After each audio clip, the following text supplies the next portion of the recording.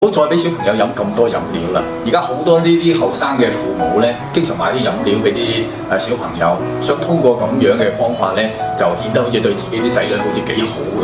其實呢種做法係錯嘅。小朋友經常飲飲料咧，其實有好多嘅危害嘅。第一點咧，就不利於骨骼嘅生長發育啦。對於青少年嘅生長發育好不利嘅，因為咧大多數嘅碳酸飲料當中含有啲磷酸。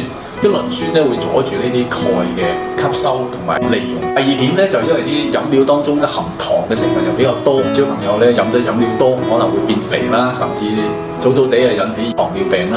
第三點咧，飲料當中咧佢仲有嗰啲酸性物質咧，佢容易軟化啲牙齒，咁容易引起啲小朋友嘅嗰啲蛀牙。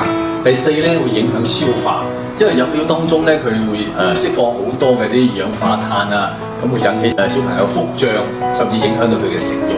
第五點咧就不利於精神嘅健康啦，因為但凡啲飲料當中咧都含有一啲添加劑啊，比如有啲所謂咖啡因啊等等，咁有啲咧會容易引起小朋友嘅興奮啦，甚至引起啲多動症。咁所以咧就呢啲飲料你飲得過多真係有啲危害嘅。咁啊，快啲轉俾你身邊為人做父母嗰啲啦，讓佢哋知道過分嘅溺愛咧，其實係害咗小朋友。